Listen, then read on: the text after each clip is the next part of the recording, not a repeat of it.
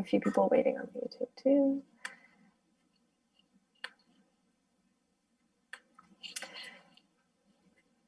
Great. Okay, we'll get started. So hello, everyone, and thank you for joining us today.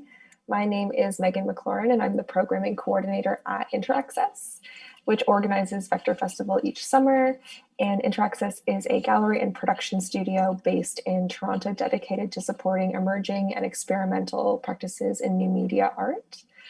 I'd like to begin by saying that at Interaccess, we oppose violence and injustice facing Black and Indigenous communities, and we stand in solidarity in the fight against white supremacy, systemic racism, and colonialism.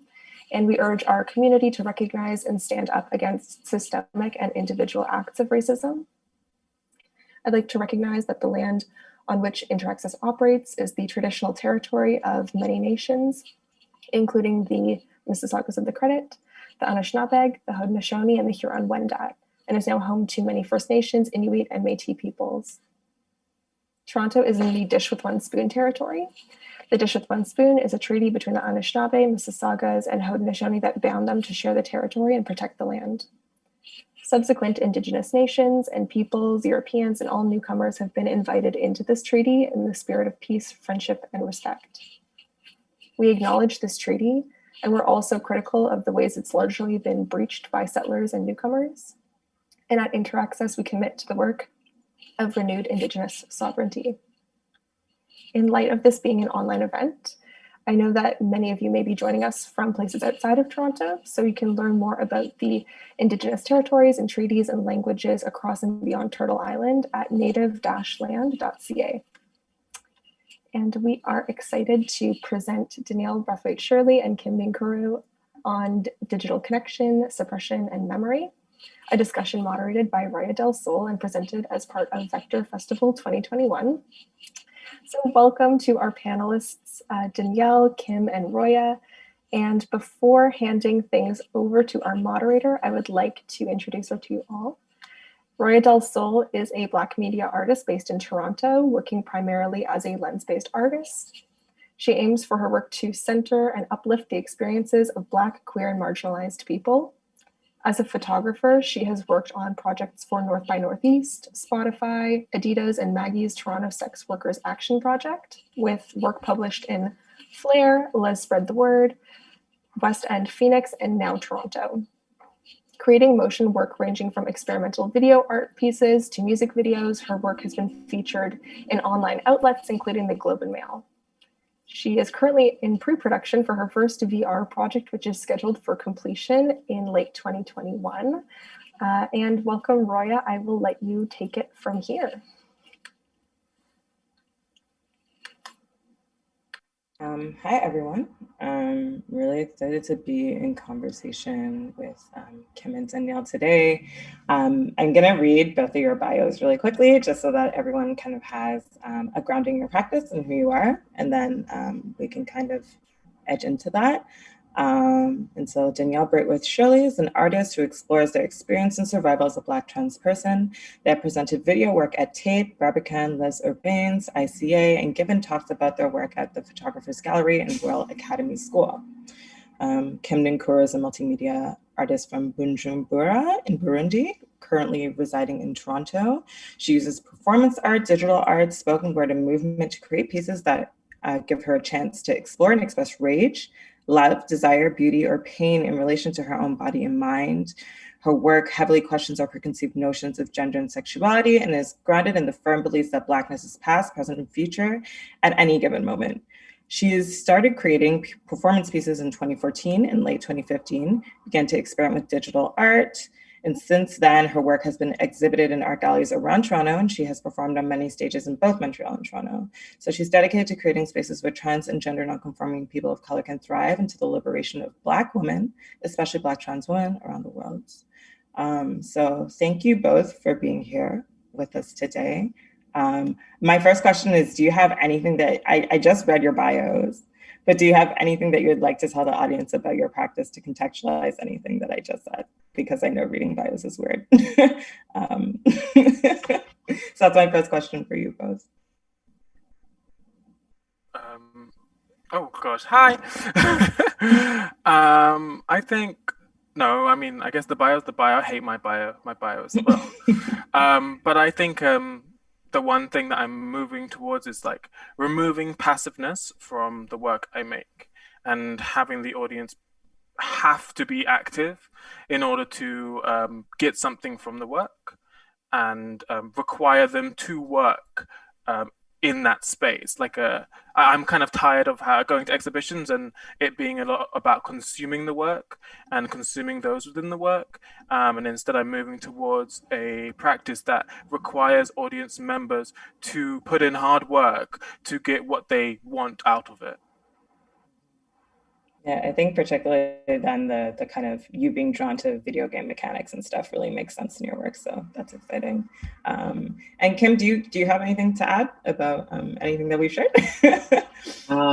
I yeah, no, I hate my bio too. Like, I mean, I feel that like there's so many different different bios that I'd be sending out. Like, so like whenever someone be like reading a bio, I'm like, which one is this one? Is this the updated one or is this the old one from like 2015? And I'm like, oh my God. So it's like no, I don't have anything to add. It was fine. But it was great. You did a great job. I was fine. It was okay. Okay, well, I feel you about the being like, oh my God, what's happening? What is being read right now? Because I too was having that feeling. Okay, but to speak more about both of your practices, I kind of love to just start this conversation by just talking a bit about how each of your practices are just like situated in virtual space. And I do have some questions for both of you surrounding that. But you are both artists who use kind of like relatively lo-fi digital aesthetics to create work that kind of demonstrates the power of the virtual world to like function as both like safe spaces and like records of collective memory. And there's also this tweet that particularly reminded me of Danielle's work with particularly your blacktransarchive.com project that I just like wanted to share with everyone today, because like the second I saw it, I was like, oh, this is what that's evoking for me. But it was just like, literally the tweet is just like, we live, die, and reincarnate through the power of the archive. History will not forget us. And I saw that, oh my God, it's like 18 hours ago. Was that how recently that was posted? But, like, but I saw that and it immediately reminded me of Danielle and your work.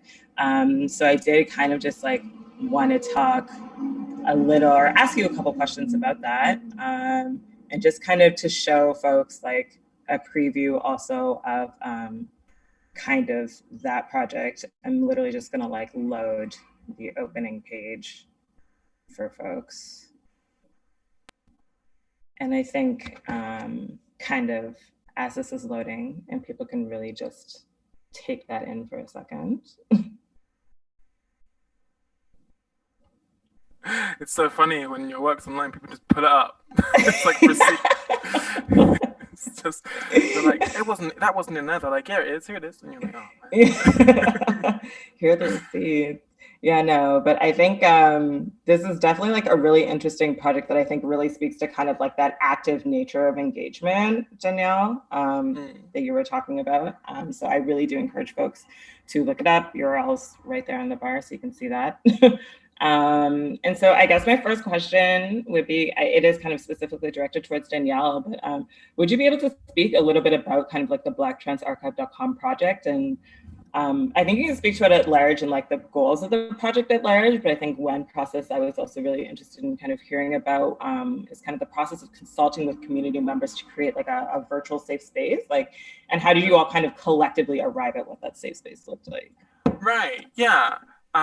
So initially my dream was, hey, I've just been playing this game called The Walking Dead, which everyone knows the series, but there's an amazing actually game which the lead role in the first series is a black guy, and like follows his story, and all the choices that you make culminate in what kind of ending you get. And I said that this is kind of really amazing. I really wish that there was something like this, but with black trans people. And I was kind of looking around to try and find like a black trans game, and obviously there were none in existence. And so I was like, right, well, this needs to really happen. Let's make this happen. But originally, I didn't exactly know like where I was going to host it, what kind of game was it, how active you would be, how non-active you would be, the mechanics of everything. But I knew I wanted to work with different Black trans people to talk to them and put them in the game so that they would have a representation of one-on-one, like, that's me, I made those decisions. And so what we did was we put out an open call for Black trans people who, not artists, just any Black trans person who would like to be part of this project. And we would pay them and essentially build a temporary team to design, build, make decisions on everything to do with the game. Because for me, it was super important that not only were they involved as not just consultants, but game designers, game makers, but they were also paid for their time and seen as part of the team rather than like a group of people we're taking from. Mm-hmm. And so the more and more like I thought about the project, the more and more I was pulled towards it becoming an archive, because I had been, just before this, I had done this project called Digging for Black Trans Lives, which essentially came from me looking through the archive and finding no Black trans people, no first-hand accounts of Black trans people, and only second-hand accounts warning people away from Black trans people. Like there's a poster of Mary Jones in 1836, which I was like, wow, there's a trans person in 1836, but it's like a warning poster away from her, which I'm like, okay, this is not okay. I don't want this to be the representation of us in the archive. We need to do something about this. And so when these group of Black trans people, and I think it was about 15 Black trans individuals, some were from a trans charity called Metro, and others were just from the world, basically. When we met, the first thing I asked them was, what would you like to archive about yourself? And it was quite strange and sad, really, because we realized none of us had ever been asked that question, and we didn't know what was important enough about ourselves to archive. And the answer is pretty much everything. You know, the answer is everything from the biggest thing to the smallest thing. But just pausing and thinking about that in a group was like kind of shocking that, like, right, I actually have no idea what would be the point of me archiving X, Y, Z. And so instead of having that initial conversation just starting there, we started like, right, so what are the terms and conditions for this space? Like, what do we want? How do we want people to treat this archive? And so we design a terms and conditions basically saying that like any choice that doesn't center Black trans people means that you're kicked out of the archive. And so we started having more and more conversations of those, and from those choices would come out. And we had a conversation about it being online because we wanted it to be very accessible. And we said, right, so it's online, anyone can access it. That's a problem. Anyone can access it. What do we do because of that? And then so people said, okay, people should put in their identities. And so that became a choice. So after a while, all these choices started coming out and really kind of telling the story of us, like archiving and actually the conversations we're having. So a lot of the choices that were from there are actually from the workshops, just were germinated from discussions and worries that we had. And so it felt like a very organic project that kind of did its job. Like it really did. It's one of my favorite projects because I feel like it's one that I feel like was quite successful. And what I wanted it to do was that it did archive those in the space. It archived the conversations we had. It archived the people, what our intentions were. And one huge thing that we had talked about was often seeing work by trans people that recreates or centers trauma, and us not wanting to do that because we're tired of being boiled down to those moments of trauma and pain, and instead focusing on us as people with experiences, and those experiences dictate how we live, but they don't control who we are, and we aren't just those particular experiences. And so that was one of the main features and forms of the archive, was to make sure that we're getting the nuance of the storytelling that Black trans people have within their bodies without it falling into any of these cliches.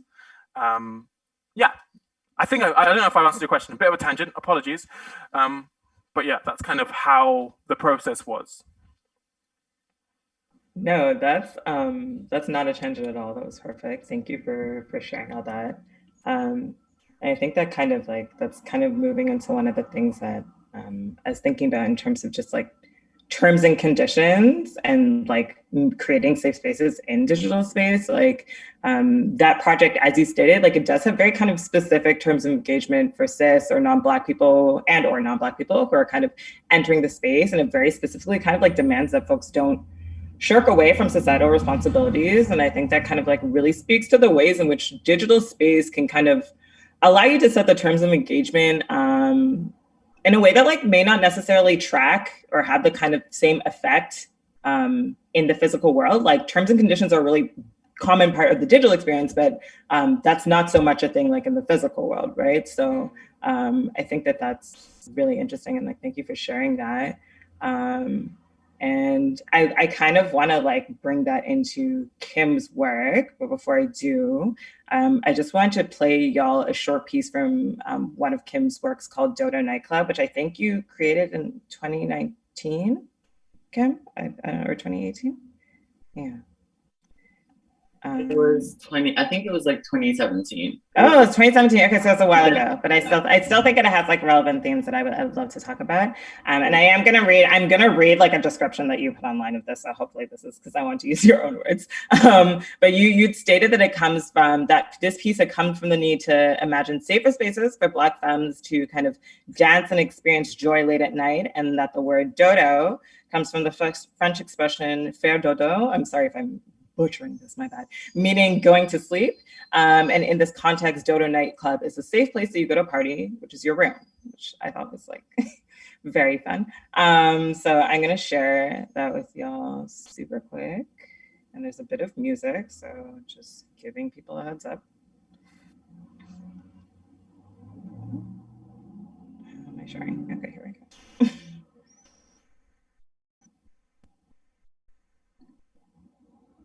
Sister Bettina! Alright. This is just a short clip. Hit it in time! Oh shit! You would sit over, show me too! Oh, sit over, show me too! Oh, sit over, show me too! Oh, sit over, show me too! Oh, spend. Okay, so that was just a little snippet of that.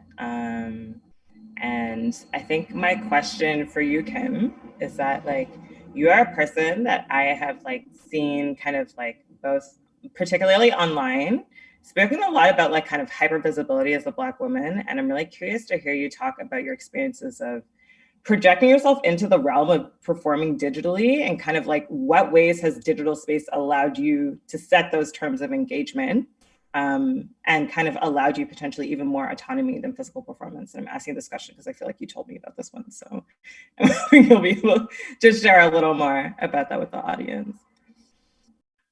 Yeah, I got into like performing digitally, I think because like as Black queer people, I think like in general, like especially like Black trans people have been online for like so many years. Like I remember personally like 10 years ago, I don't know, like even earlier than that, like in 2010, I'm sorry, 2008 or some stuff, like it was like I remember like learning about like queer culture and like queer people, Black queer people through YouTube, like little YouTube series. Like there's like a lot of like content from Black queer people online that I was introduced to as like kind of like an older teenager, like young adult type of thing. And so for me, it just like automatically, it was kind of just like very natural to me. It just like became like a very natural thing, like for me to gravitate towards the internet. And it just like happened for me to be just like a place where I just like felt freer. Everything just like felt like I could make the decisions about kind of just like how I like navigated the space, like what I said, and who I allowed in the space too, I think like was like very important for me, because there's a lot of like who I am that like I know that like institutions like cannot take, and I've come to kind of just like understand that like that's not my fight to fight. Like I don't fight for spaces, for space in those institutions in the same way that I thought I would have to, because I have access to something as like silly and small as like my Instagram, and like I can just like make like a video and like reach like people. Or mostly like when I'm saying like reaching people, I feel like reaching people who are also Black and trans. I think that like that's also important for me, that like the people that I speak to and the people that I make the art for, at least like just like the people that whose like opinion I feel like, or feelings rather, about like my work feel like really, really like matters to me is other Black trans people. And I think that like the internet is the space for us to like meet. Like I love that like I talk to Black trans people who are in East Africa. I love that I talk to Black trans people who are you know, all over the world. But it's very important for me. It's just like a very useful tool that I've found to connect with people that matter to me and that inform so much of like my my well-being. And yeah, I don't know if I answered that. Oh, you're muted. Oh, I'm muted. That's what you were saying. Okay, yeah, no, I just want to know, thank you for that answer. I think that's really great, because yeah, I think that was kind of like one of my questions, is really just like, do you both feel that like your practice has specifically kind of like taken a form of like of a digital or existing in digital virtual space, like kind of because of like community building and networks? And so like, I guess like Danielle, I'm wondering if like anything that Kim just said in that answer kind of resonated with you in terms of like, the genesis of your art practice. Yeah, because the first time I was introduced to like, I guess like trans people was like visually on the internet, you know, and I didn't grow up with like the vocabulary of like trans or non-binary or any of these things. So the first introduction to trans people was online. It was actually on these forums. I can't remember exactly what they're called now. I think it was on Tumblr. And so that's when I saw that the feelings I had an actual space or place within the world that people are already living. It's not something I invented. It's something that I'm not going crazy. It's something that actually exists and people are embracing and showing. And so I feel like something that Black trans people do online, which is really amazing, is like visibly try and uplift each other. And whether that's just with like posting like a video, whether that's just posting when they feel good, sometimes these small things actually show someone else that what they're thinking and feeling and too scared to do actually is something that someone else is already doing.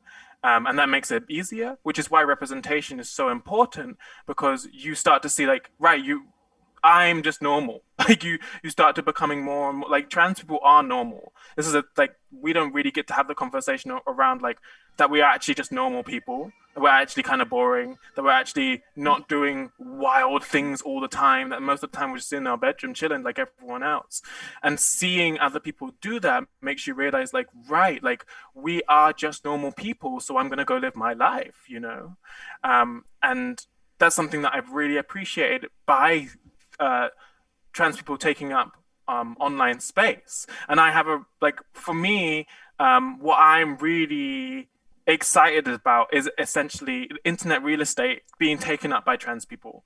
And I don't mean just in Instagram, because I think we do that very well in Instagram and stuff, but for example, stuff like Black Twitter that exist as literally Black Twitter.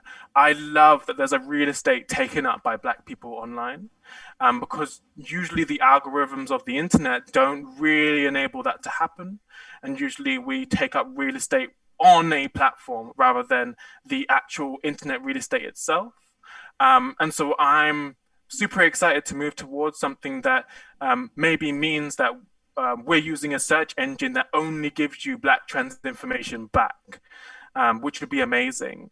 And so, yeah, what Kim said really resonates with me, because it's sometimes those like that immediate thing of being like, I have people that I'm in community with. Let me give them something. They are my audience. I will treat them as such. I am not going to pander to anyone else. I'm going to appreciate and treat my audience as the ones who deserve my attention and work ethic. And so that, like, I really resonate with Kim on that. And, oh, sorry, you can hear me?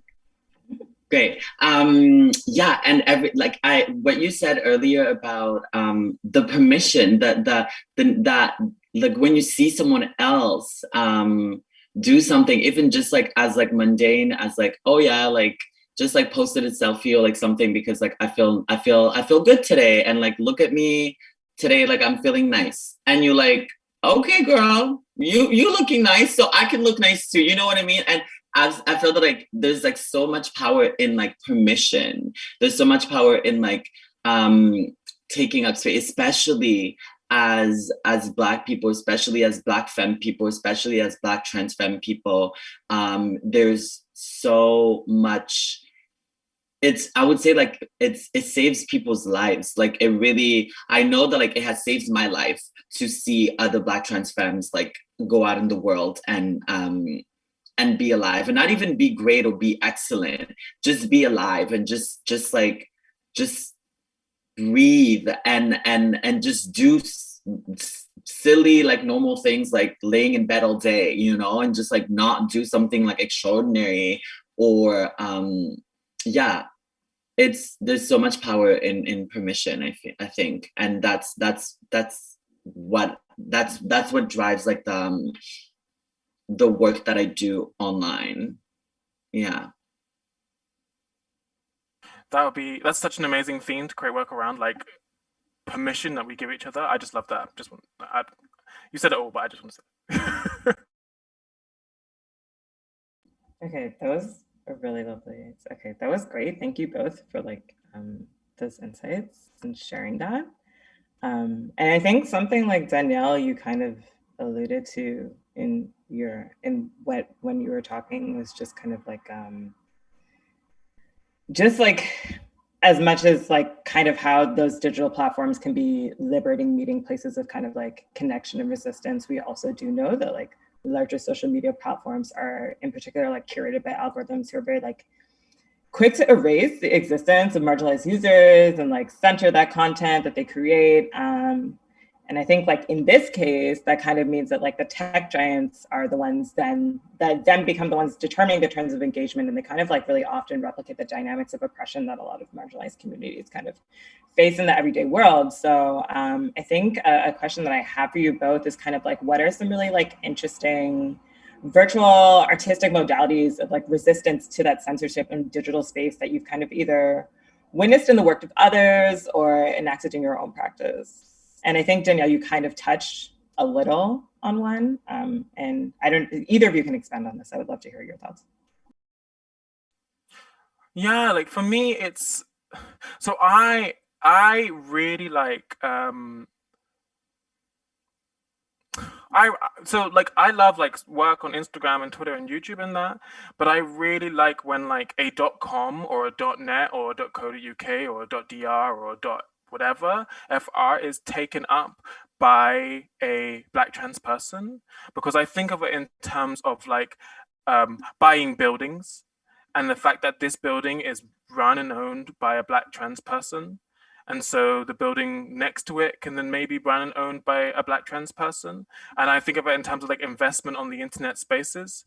Because often what I'm worried about is these secret like algorithms and moderation teams. Like I think a lot about teams that moderate Facebook, RPG, MMOs, all these kind of things. They're usually huge teams that are running and working on a set of rules that are constantly changing depending on what political thing is relevant at the moment, and what needs to be censored at what time in order to make that company like either less liable or save face to make it more accessible to everyone, by which it means just like palatable.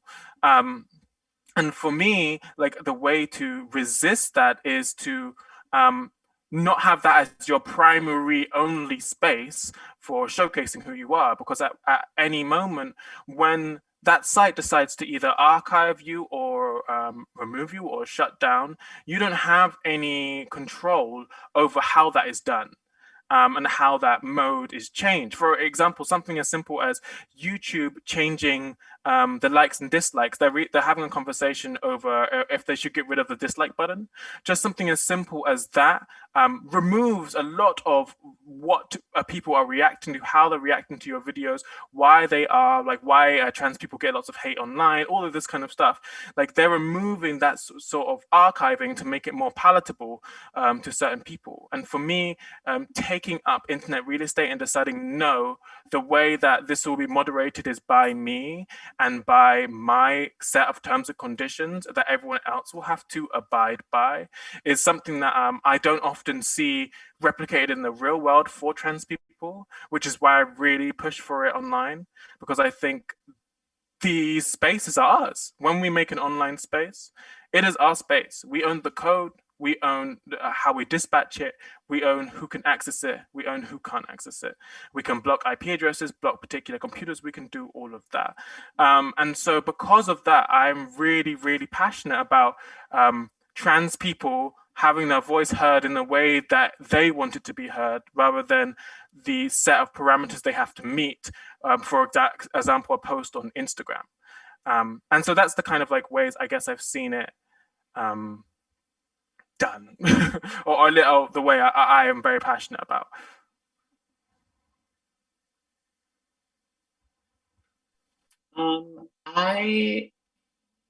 I feel that like there's like so many things that you said, Danielle, earlier that made me like just like woke up like a lot of thoughts that I had about the topic of like algorithm. And I think that like it's something that like we talked about before,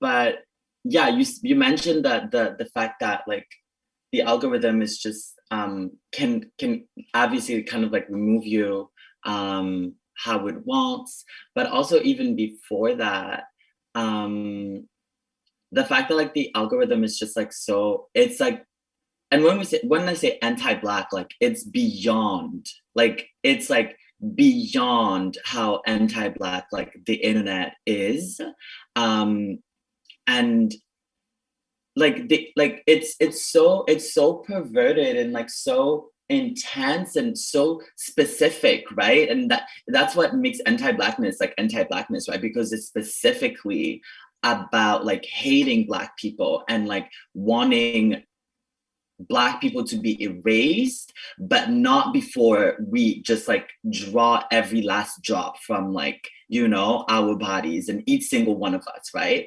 And that's what anti-Blackness is, and that's what the internet like absolutely like exemplifies. And I love that you mentioned the teams, because God, do they have teams? Because they have to be millions to be working so well at being anti-Black, right? Because there is like, we were talking about like ways that we can like counter the algorithm in some ways. And I mean, there's very few ways that we can do that, to be honest. But like one thing that like I heard was, I think it was like, I don't remember if it was in a podcast or on Clubhouse. So it was one or the other. But it was it was a Black woman who was like talking about how when you're on YouTube, for example, and like you are, I'm sure that like you, like as Black people, like we've experienced this scenario, like you're on YouTube, and maybe there is like, you don't even know how it started, but it's a suggestion of something, and you end up on, I don't know, why something about like, why like Black people are this and that, you know, something very weird and specific about like, oh, why Black people do this, or like watch Black people do that, or like in the case that like in the podcast or like community clubhouse that like we're talking, it was like something about, it was something we were talking about colorism, and we were talking about how like you start with like a video of like a dark-skinned woman talking about like just like having like her talking about her experience as like a dark-skinned woman, and then in the suggested videos it's like see like 10 reasons why dark-skinned women are the lowest of them all, or something why like dark-skinned women or this, but it's like its suggestions are like completely just like they are related to what you were talking about, but like they're like completely the opposite of like what you're looking for. You're looking for something like positive and nice and like comforting, but like the suggestions are absolutely things that are violent and are seeking to just like destroy your self-esteem, right? And now I'm at a point where like I want like go on my YouTube as like just like my regular page. Like I go on in incognito mode and like I watch something just like to keep like my YouTube and like my channels like free from like the algorithm like calculating like what I'm like looking out for, and like just like giving me a mix and mash of like things that like are just meant to destroy my psyche, you know what I mean? So yeah, I think that that's like something that like I've tried to like implement, knowing that like, you know, I'd be scrolling on Twitter and like seeing like some videos, like seeing like, you know, like Twitter, Black Twitter especially, you know, Black Twitter be having like wild conversations a lot of times, and then you click on something and then it goes to like your YouTube, it links directly to your YouTube, and then like now like you have like 10 suggested videos of like very weird like patriarchal like rhetoric that you didn't sign up for just because you went to watch that one video. So yeah, that's like something that I've tried to implement in like my searching, like just try to be careful like what I watch on like my regular tabs and like what I just intentionally put in the incognito mode so that like it's not registered in my algorithm. But even that, I don't really know how like efficient it is. But yeah, there's just like something very, it's just so perversive how anti-Black like the algorithm is. It's just, it's wild to me that like you search on Google for like I don't know. The other day I was looking for like goth looks or whatever, and I had to like, I couldn't even find like, I was like Black goth, Black people goth, and then it shows you like weird, it's like, it's absolutely not what you would want, what you would think is going to come up. So that's why you have places like, you know, Pinterest and Tumblr, whatever, where people like curate their things, but like everybody else can have the and well, white people have a lot of like access in terms of just like being like, oh, something as simple as like, oh, goth outfits, and then it's a plethora of people that look like you. But like, in order to look at something that looks like you, to find something that looks like you as a Black person on the internet, it is so wild, the hoops and loops that you have to jump through. Yeah, it also makes me think of like how these algorithms categorize people and put us into essentially like data depending on like how much revenue we're giving Google and YouTube, and how much interest we're giving, or how much interest they have in us. Like, for example, like on Black History Month, a lot more videos on YouTube are going to be pushed for Black people because they've been be categorized as, right, this is the Black History Month algorithm. Make sure you push some of those light-skinned Black history people. And then after Black History Month's gone, it's gone. And then the algorithm will remember that and then probably say, don't show those right now. And I feel like we have like this like huge origin burying kind of way that the internet works. Like, I think about things such as like Karens, like Black people have been calling like racist white woman Becky Karens for years. I've been, before I heard it online, I heard it for years and years and years. But then as soon as it came online, Karen started becoming a word for someone who is acting wild, not a white woman, anyone. And I was watching, so every time I'm feeling a bit down, I watch Karens in the Wild, and I stopped watching it because they started labeling Black women Karens. And I was like, how can you label a Black woman Karen? It doesn't make any sense, because literally Karens are the white women who use the privilege that they have in order to get Black people in dangerous positions. And then they started labeling Black men Karen and other random men Karen. And I was like, what? This is what the internet kind of does, is that the origin of it is completely buried, and those who have revenue and money to spend on uplifting certain kinds of ways of using the language, ways of using something that came from Black people, is what gets put at the top. So now probably when you're going to search for Karen in Google, I haven't searched it, but I know I want to. It's probably like, if we search it now and then we search it 5 years in the future, it's probably going to redefine what Karen is. And Karen's going to be something that's used by white people to describe someone just wild. And so like, I really feel you in that, in terms of this, like your internet essentially working against you to try and indoctrinate you to become part of this origin burying person, like someone who doesn't think about where it came from, but in fact thinks about the present time of using it. For example, another example, someone who's much better at speaking about it than me is this person called DeForest, who talks about the origin of techno, which is originally made by a Black person, a Black, I might get this wrong, nuclear scientist or nuclear physicist, who linked this traditionally Black instrument with electronic music, or an electronic instrument, to begin the beat of techno, essentially. But that entire history of techno has been erased, and originally it was supposed to be about bringing communities together and having these live sets and performances, and now it's essentially like a white music genre,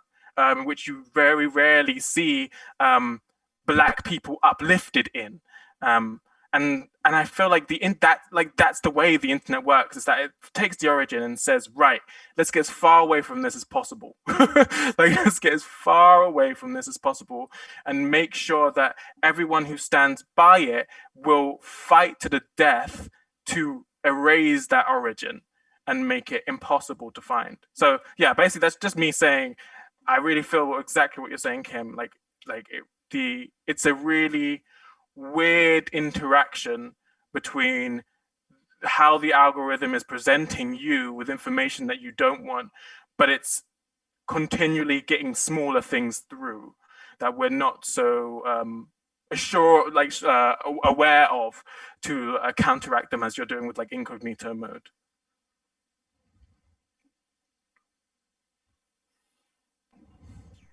Okay, thank you both so much for that. That was like a really generative exchange.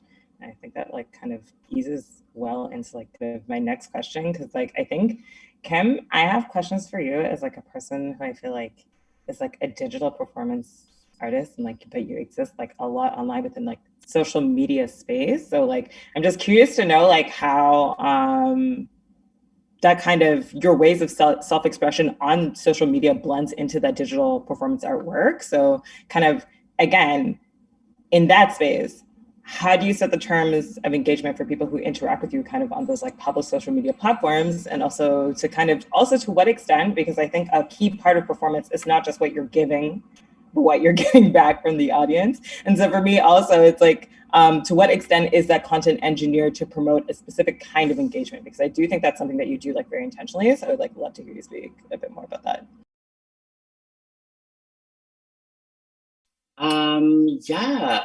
Well, I think that that's also something that like I'm kind of like trying to like redefine for myself right now. Like what is like the yeah, kind of like how I engage and how people engage with me, because I feel that like yeah, no, I feel that like yeah, as we talked about before, you and I think that like I've mentioned that like I get very vocal, and I get very vocal about like who can say what and who can't say what, and like on my pages, in my spaces. And people can say whatever they want, but like they won't necessarily be acknowledged or welcomed in the space. And I think that like for me, it's just kind of just like how I don't know how I've navigated spaces in general. I don't really I wish that there was like some kind of like other explanation, but it's just I'm just like yeah, no, like I don't really, I'm here for the liberation of my people in a lot of ways, and there might be a lot of things that I can't do, but what I can do I will. And for me it comes with like I think that like I've like understood that like I like speech and communicating and not explaining, but just kind of like putting things in a way that people can receive an information comes easy to me somehow, like in the context of like talking about like colonialism and decolonizing and all of those things. So that's kind of like just like something that I've just like, I was like, oh, okay, so I can talk about this in ways that people understand, and it fuels me to talk about that because like I'm also like informing myself, like learning about my people, about my history and stuff like that. But right now, like it's been kind of just like very like weird recently, because I have like, I think that like I have like in the past like few months, like I have gained like a lot more audience, like a bigger, wider audience. So that has been kind of like very weird to navigate, because like recently, like yeah, there's just like, it's been kind of just like very interesting to receive like yeah, just like weird messages, just like weird messages that like I would not receive from people that like I know follow me. And it's just like, it's, you know, like reposts go from one repost to another and stuff, and then like people come to your page, people end up in your page without even like knowing who you are, and then say like very wild things in your messages. So that's been like very strange to navigate, because now I'm like finding myself to like I used to, so like when I'm on, like I started doing this thing on stage when I would ask people back when we could perform, I mean before the COVID, I started asking people to like not like clap or say anything as I'm like while I'm performing, and to refrain and to keep everything for the end. Just because it just felt that like it's a space that I needed for me to kind of just like be able to just like do my thing and not be distracted by maybe a misplaced because sometimes like people be laughing at moments that you're not supposed to laugh, and it's like I understand that like everybody takes in things of whatever, but like while you're performing, it can be a little off. It can make you a little off. So I started asking people to refrain from doing things, from commenting or doing anything until the end of the performance. And I think that like that's something that I need to take to the digital realm in terms of just like not like just like yeah, like this like taking off like the comment section is something that like I've started doing, because like yeah, people be wild in and that's people just like coming from like random like random pages. But anyways, yeah, just to say that like it feels very blurry to me right now, that space, like that what you just talked about, because I feel that like I've just like started reaching like a bigger audience. So I'll get back to you maybe in a few months once like I've figured that out.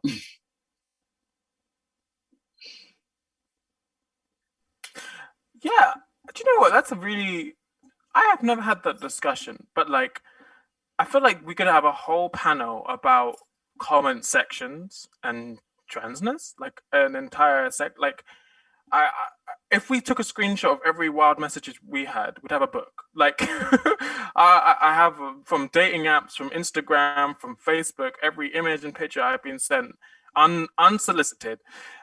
Just so many. It's I've got so many screenshots of my phone because me and my friends send them to each other because we laugh at them, and I'm kind of now immune to them because I've had so many over like growing up, that like they just don't mean anything to me anymore. Like they just don't mean anything to me because I know the person's just kind of get a rise or just seeing me in a particular way. But it's such a weird.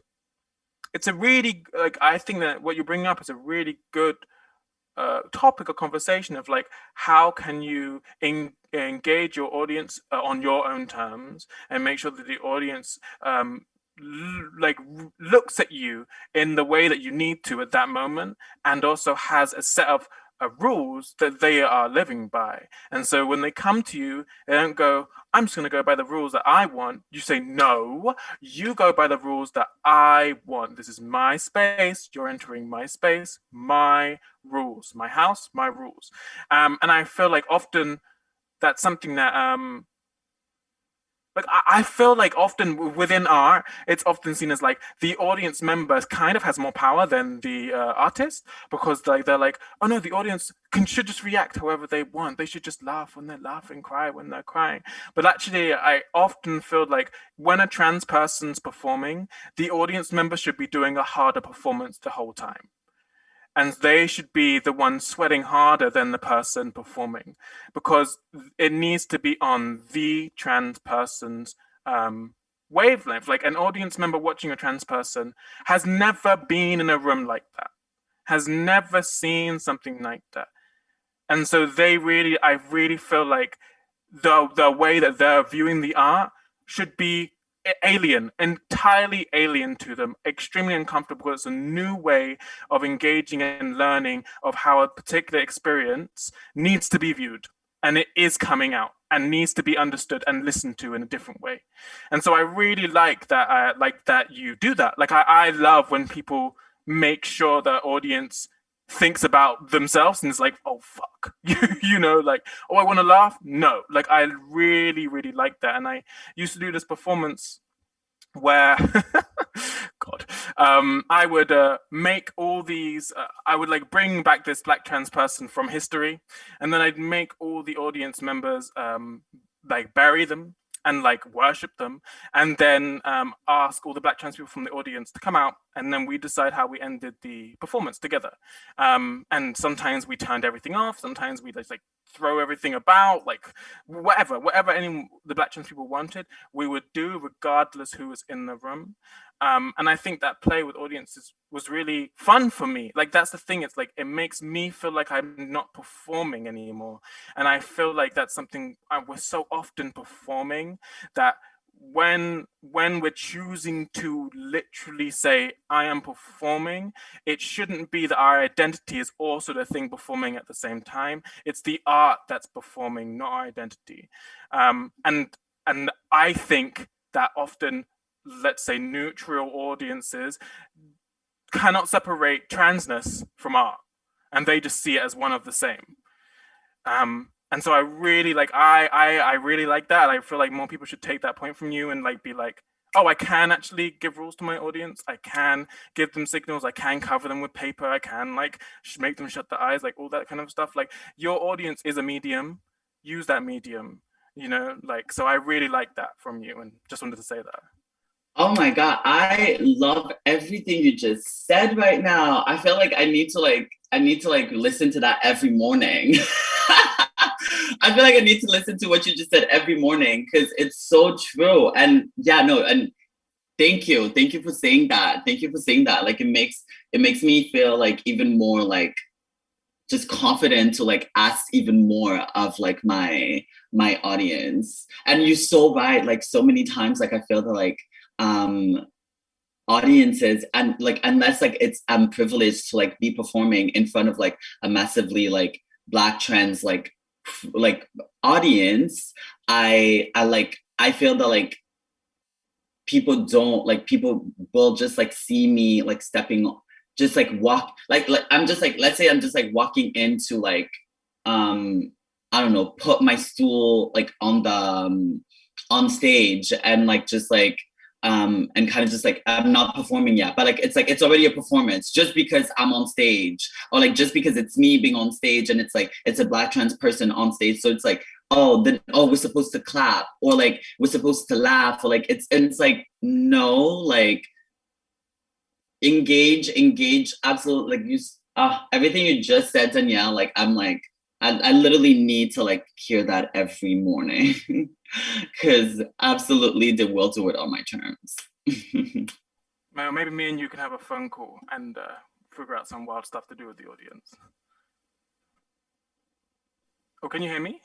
Yeah, but I didn't hear what you said actually, sorry. Oh, I said maybe me and you can have a phone call and we can like discuss how we can do some wild stuff with the audience, because I feel like yes, I don't often have that conversation with trans people, but I'm so passionate about making the audience do work. I'm so passionate about it, like it's such an important thing. Like I feel I'm so tired because I used to do this performance, not even a performance, I used to just be in the rooms where my exhibition was, just be in the rooms, you know, but people took that as a sign that like I'm a performer and I can ask all these inappropriate questions too.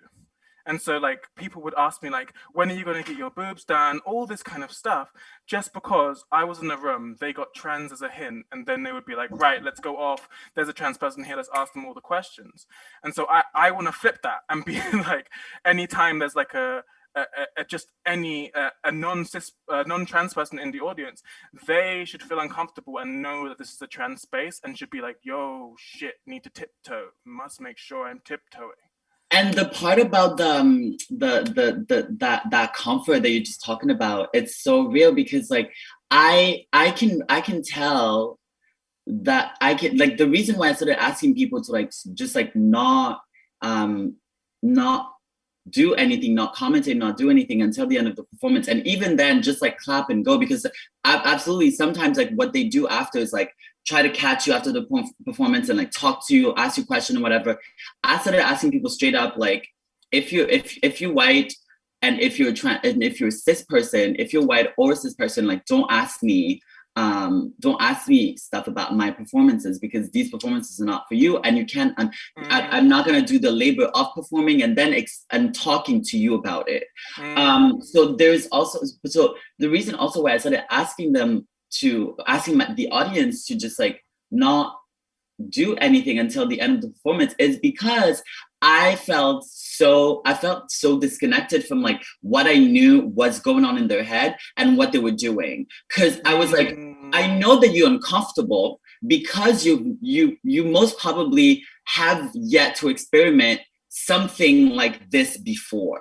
So I think that you you are uncomfortable, but you're acting like you're having a ball, like like this is just like you're like fish in water, like you're used to this, and I can tell that it's fake, you know. So so for me it was like the claps, the snaps, whatever, it just sounds all like, you know, like broken glass at this point, because I know that's not really how you feel. Like inside of you, like your alarms are going off. You're like, oh my God, I'm so uncomfortable. I have never had a Black person tell me just like on a stage that like I'm doing, like I'm a colonizer. I have never experienced like all of, and it's like, why are you acting like this is fun for you? Because it sure isn't fun for me, because I'm performing, I'm working, and like the performance that I'm doing like has taken like me just like going in like very like deep like shadow spaces like of myself. But you're out here just like acting as if this is like a walk in the park, while I know that it's not, you know? Yeah.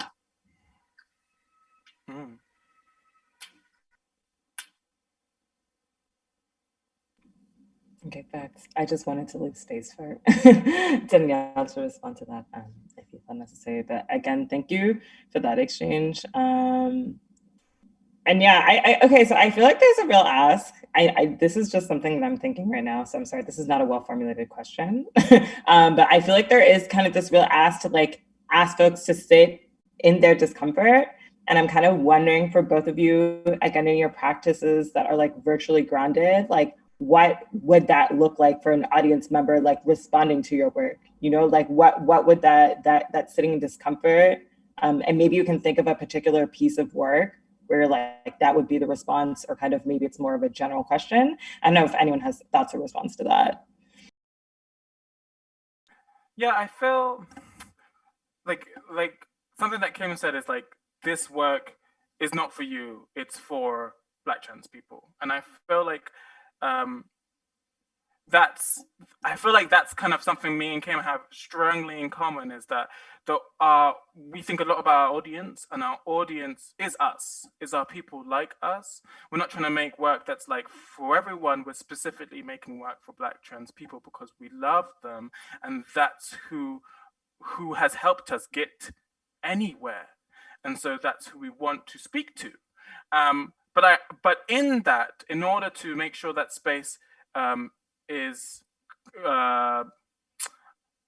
we can use safe spaces, but like, no, I don't want to say safe spaces. In order to make sure that space centers them, you need to set out those parameters to make sure everyone knows, right, this is a Black trans space right now. Like, this is a Black trans space. Doesn't matter where we are, doesn't matter what building we're in. This space is a Black trans space because I'm saying so. And I think like that discomfort is then created by those people who are like, oh shit, I'm not Black and trans. What do I do? You know? And the reason that that's really important is because that's literally the world we live in all the time. In most spaces, I can't go on the bus and say this bus is Black and trans now. Like that wouldn't make no sense. So most time, like we're sitting in a world that's uncomfortable with us, and that causes us discomfort. And so when it comes to my practice, we want comfort. It's about having comfort for those around us. It's about Black trans people seeing the work and not having to think I'm Black and trans, but instead thinking this work's made for me. Great, I'm gonna get to watch this, gonna get to enjoy this, gonna get to take what I can, feel my emotions, and not have to like hide them or anything. And I just think thinking about your audience is such a vital part of today. Like, I think it's such a vital part to make sure your audience is specific, and those that aren't part of that audience have to think in an alternative way of how to access the work that you're making and what they might have to do to even access it. Because, yeah, and this leads back to the thing I started with, and it's all about passiveness and consumption for me. Like, I don't want my work to be easily consumed and the thing I'm actually saying to be chucked away. Like, it's not, and I feel often works by particular identities that people see as something interesting that they can tour with their eyes. They're often seen as sweets, in which they take off the wrapper and they eat the nice bit they want to eat and they throw the wrapper away. And the wrapper has everything we're trying to say on it. And so what the thing about discomfort is that you lock that wrapper and they're not able to sit in the bits they like. They're not able to take it where they want it. They have to take it in the realm that you are setting them. And so I really believe in setting a particular path for certain people, for certain particular identities, and then having choices on those paths to make them think about themselves in relation to the topics you're discussing, so that when they leave, they don't go, oh, that work was nice. They go, fuck, I didn't know about this and I feel like this, or like, oh man, I didn't really understand that, or like, oh, wow, I really just came to consume this, or like, wow, am I a trans tourist? Like, that's when I know the work is effective, when people are questioning themselves rather than grabbing a trans person and questioning them. Because it's not about, our work's not educational. It's not about learning about transness. It's not about, look at my body. It's not about, I'm trans and you need to like get good with this image. It's about listening. It's about taking it in. It's about, you as a person are coming to see this, and we're talking about you. We're talking about some things you do. We're talking about the society we live in, and you need to think about how you add to that, you know? And so like, that's why I feel like discomfort is such a great medium, not because it creates controversial work, but because it lets people leave the work and think about their position within it, rather than how much they enjoyed it or how they could consume it or if they want to buy it. Blah, blah, blah. That's me just jamming on. Nothing to add. That was so well said. So well said. Okay, thank you so much for that, Danielle, because I feel like that was like really beautifully summed up. And yeah, because I also feel like, you know, I think even in the way I kind of initially asked that question, there was like kind of an assumption about who the audience was, and you kind of like reiterated that your audience is kind of your intended audience, like is your community, and that your work is kind of about comfort for your intended audience. And so like, I think a question that I have is kind of like, what are ways in which your practice has kind of allowed you to engage in communal care? And I think that both of you kind of have done that through your practice in really different ways. So I'm kind of wondering about that. I personally, in a few ways, I think that like one way that has happened for me has been like through starting I started like with like a fun little like initiative like last summer during like the pandemic, where I was just like feeling that I wanted to like connect with Black people. I wanted to be around Black people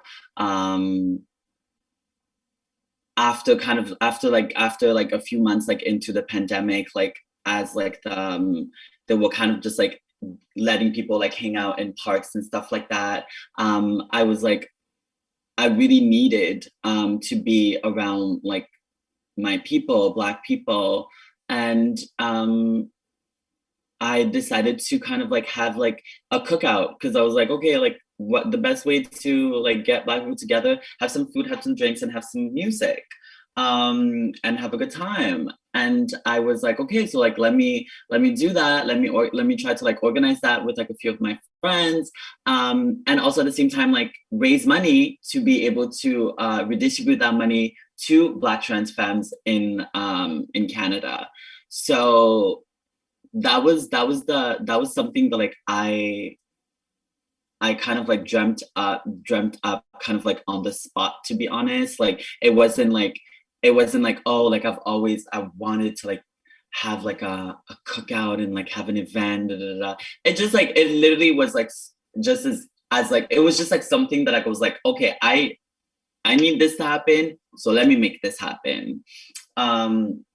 and then yeah, like I started last year. We raised like I raised like $5,000 that like I was able to like redistribute to Black trans femmes. And so last year, last year's cookout was called Black People's Business.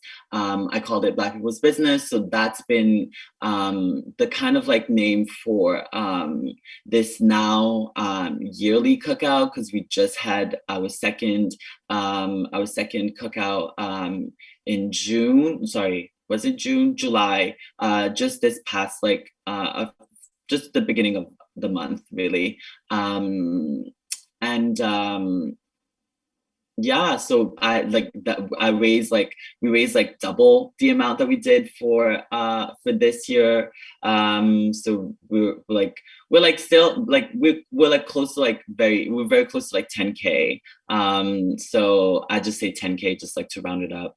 But yeah, like we're able to like raise like 10K and we're able to like redistribute. I was able to like redistribute that the majority of the money to other Black trans fans, and to pay people that were participating who were participating to make this happen. So that's just like something that I'm very excited to have kind of just like started with a very small team of like one person who offered his space, and an amazing chef who just like generously gave her her services to us for the event.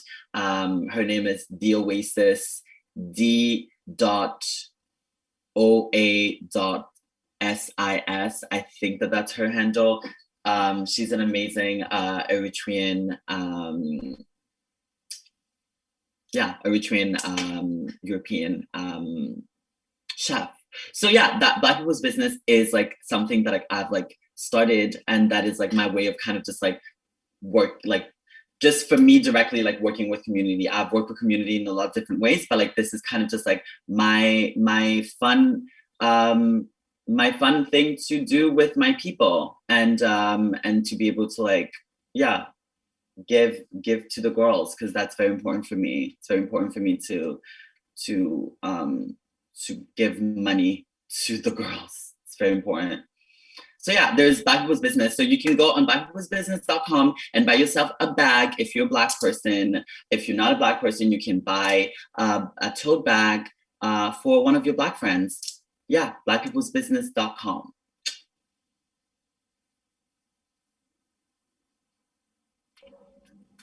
Thank you for that, Kim. Yeah, but I love just like the blending kind of like your art practice and that bag, and kind of how you melded both like online and kind of like physical modalities of community care, where you have that like physical space where people are gathering in, but you're also able to use online funding to then redistribute funds. So I think that's like a really interesting kind of way that's happening in your practice. So yeah, Danielle, I was just adding context, but I would love to hear about ways in which your practice has enabled you to engage in communal care.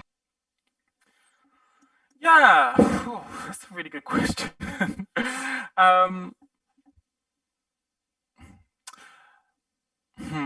Like, I think something that we do, so I mean, like the things I usually say is like, yeah, we usually build a team, we usually pay Black trans people, like all that kind of stuff is like super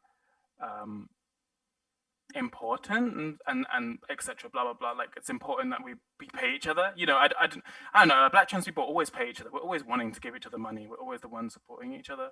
But I think it's like, I think the thing that's like given the most kind of care is making sure that when we do like installations or we set something up, that the first and foremost audience members that are considered are Black trans people, to try and make these physical spaces support them. And then in terms of like, that's not just like paying them for events, paying them to test the game and stuff, but also making sure that when they step into that room, they feel very comfortable. And that sounds like very small, but it's quite big. Like I don't know of like Black trans spaces that exist that aren't in the night. Like often a lot of them are like clubs, and then often a lot of them we're very much like our community very much comes out at night. Very much like I met a lot of the Black trans people I know in the party scene, in the burlesque scene, and also a lot of us have to work at night. And so often when we meet each other, it's in ways in which we can't sit down and have a conversation because those spaces don't enable that. And so something that I am really keen to push is making sure that the physical spaces that we install the work in really support Black people, and to make them feel very comfortable to be in. Now, how successful I am at that, I don't know how successful I am. Like I definitely want to do more, and I think like they have been successful, but like I'm always wanting to push more.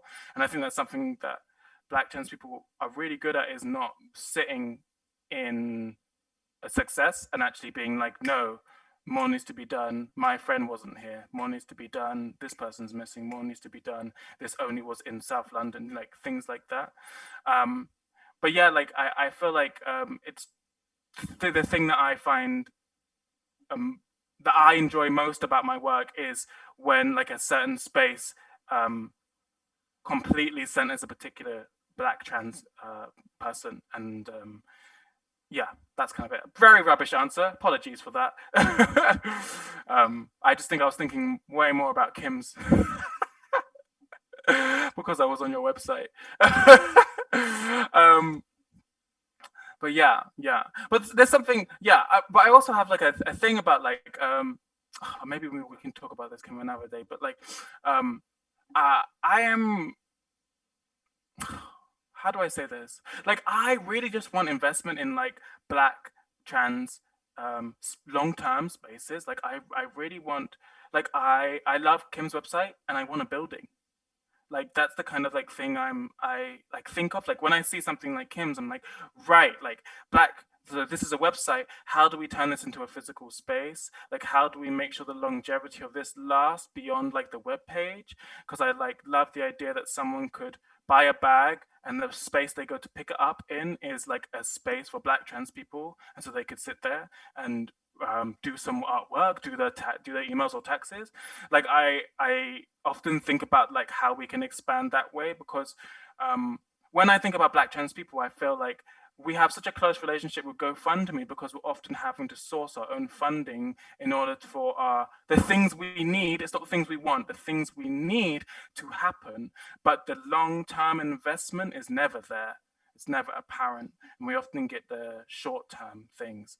And so in terms of like when I'm thinking like things that like enable care for my community, I'm always thinking like of long-term care. So I'm always like, right, yes, my work does this, but for me, it's not anything. It's not enough, because I'm like, I need all my Black friends to be on long-term contracts so they can take maternity leave, so they can take holidays, so they know that they're getting 40 grand a year, so they know that they can rest on weekends, so they don't have to like do 3 jobs at once. I mean, I'm pretty sure like a lot of us have more than one job, you know, and I'm pretty sure a lot of us have invented our own jobs. And most of my Black trans friends have invented their own jobs. So like, that's what I go to. So I apologize, I'm a bit stuck there.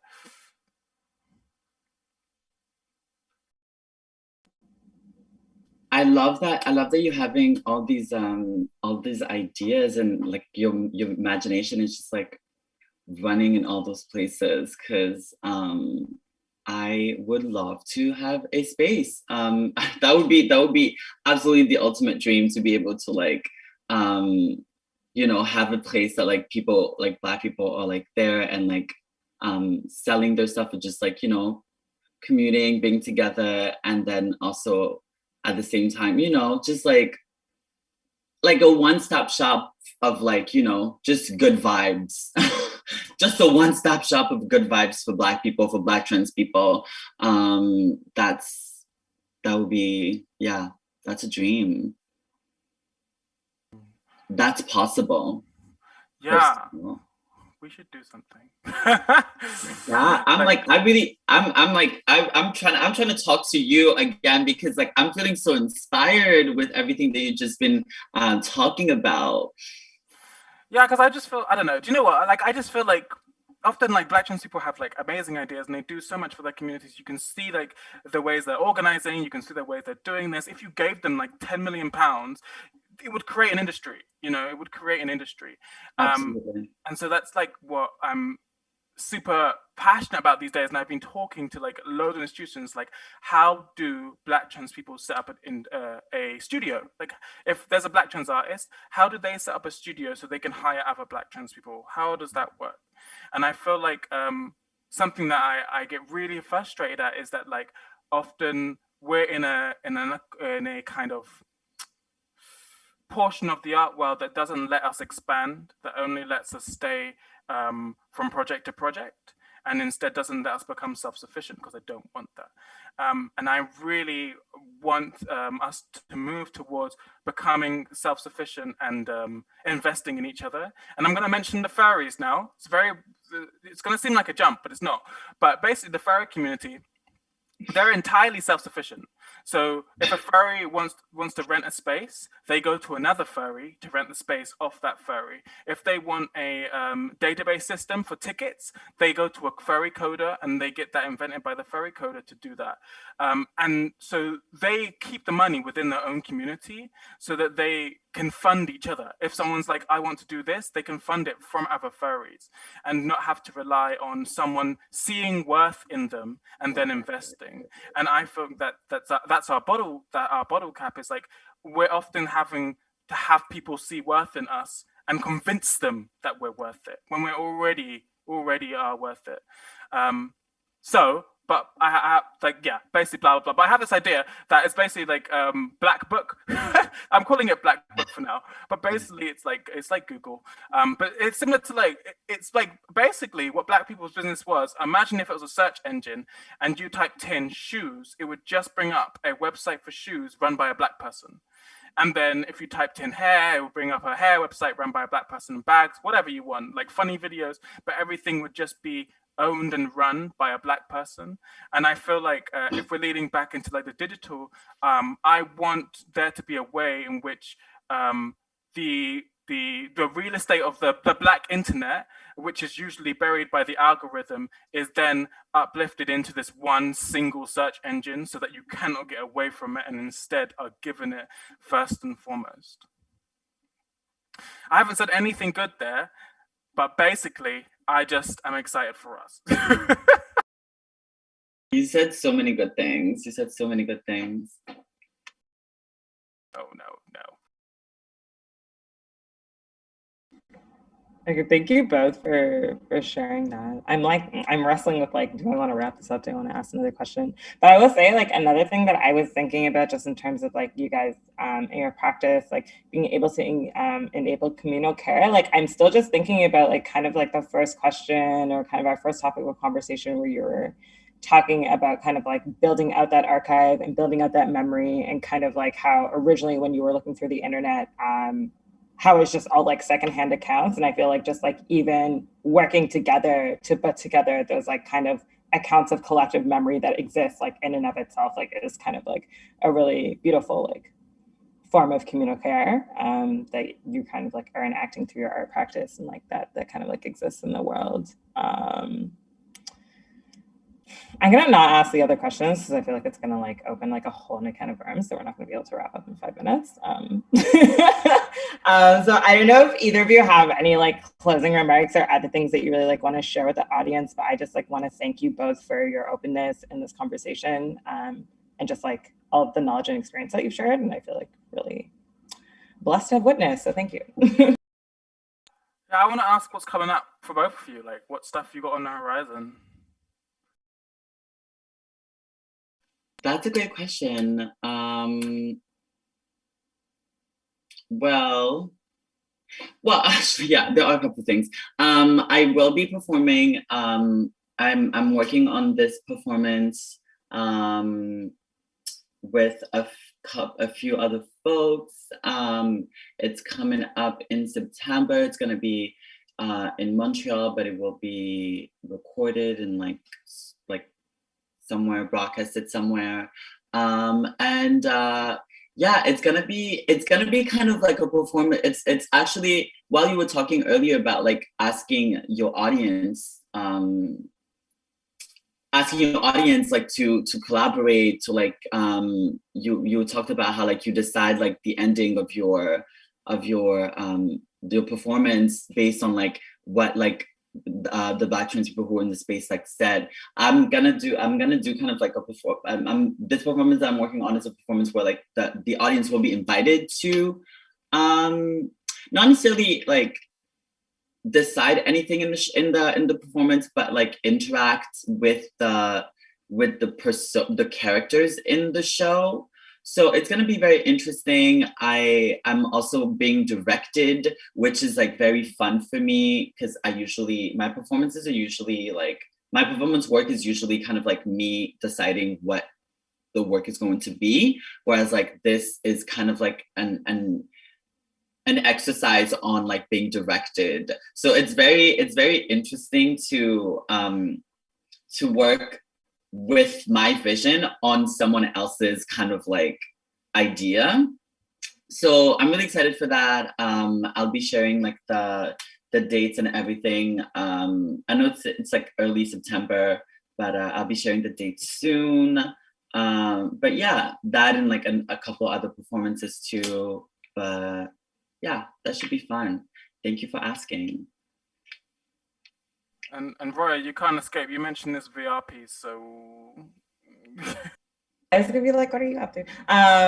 Yeah, so I'm working on this VR piece, which is like a really big project, and I've definitely like hit some places where I'm actually want to like reconceptualize like how I'm doing this. But basically just like a piece that's like, it's low-key like a depression void, and it's like a depression void that I wanted to try and create to kind of like really work through. And I think it moves from being a depression void into like a space of doing shadow work, and then like understanding kind of where I exist within society as like a Black person, like a dominantly like white society, but also kind of like using like different like imagery from different like African traditional religions and things like that to kind of basically depict certain stages of like my radicalization of like Blackness, and me coming to understand my relationship with like Blackness and like a growing up as a diasporic Black person, like majority white society. And like it is a piece that I'm kind of like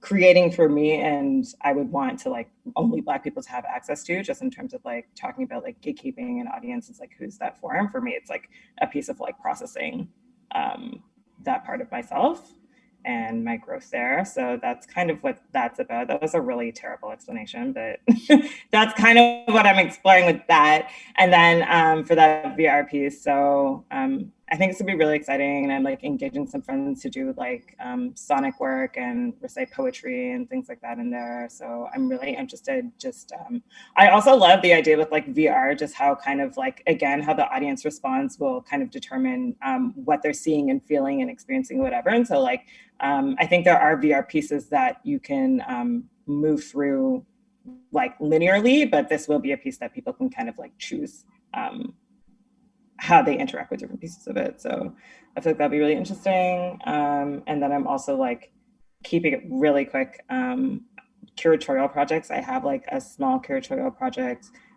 with 2 Toronto-based artists, Katie Lindsay and Jordan Charlton, coming out online. And that'll be like a digital exhibition that's gonna be in September.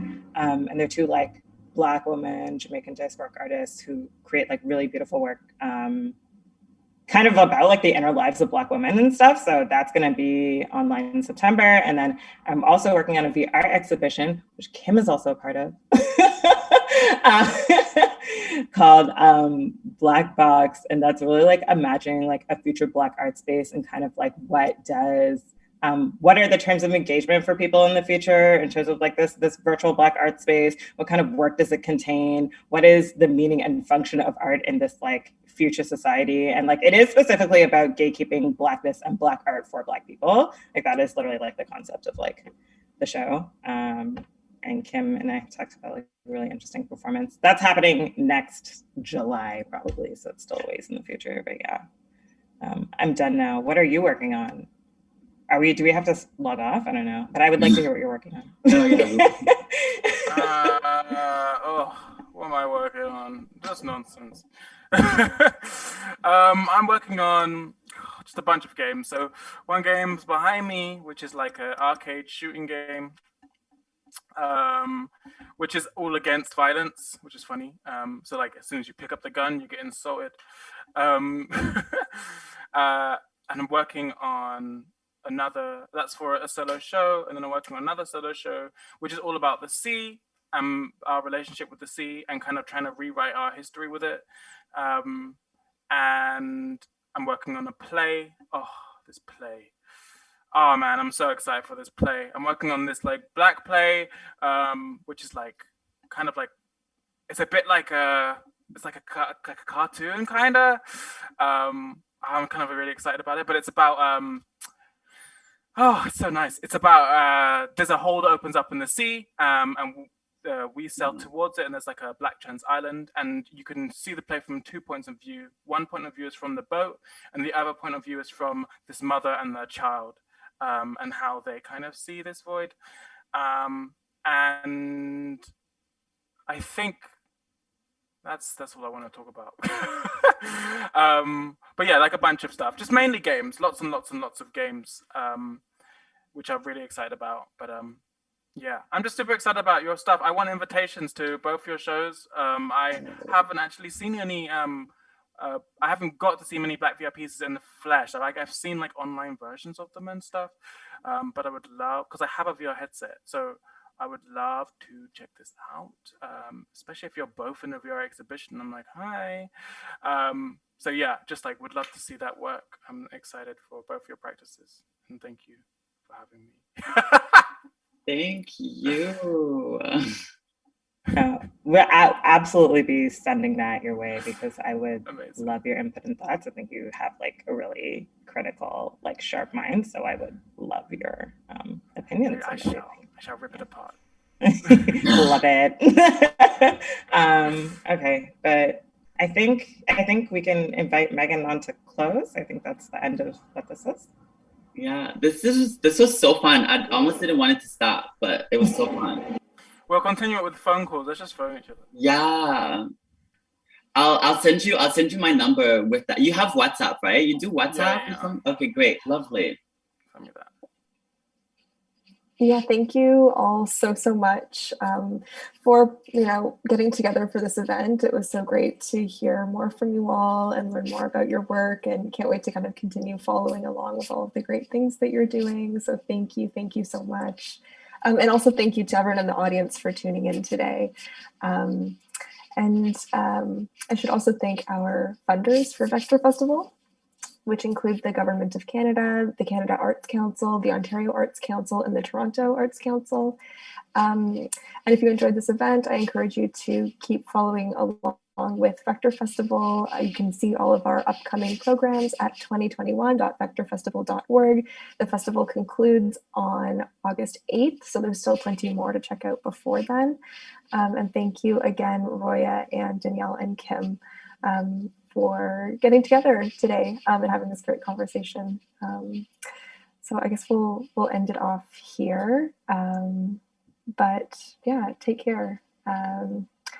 And yeah, looking forward to seeing the kind of like culmination of all of these projects you're describing. Yeah, take care, everybody. Thank you. Thank you. Have a lovely day. Take care, everyone. You. Bye, everyone. Bye, take care. Bye.